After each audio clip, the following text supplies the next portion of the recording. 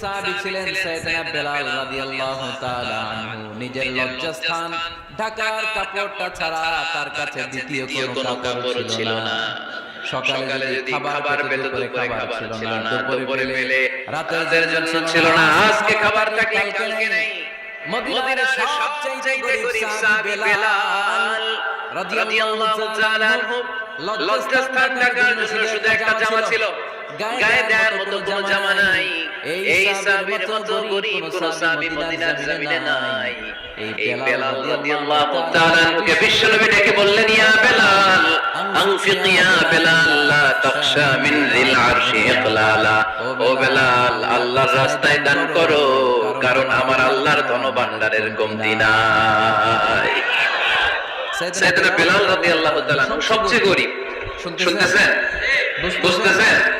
সবচেয়ে গরীব, down to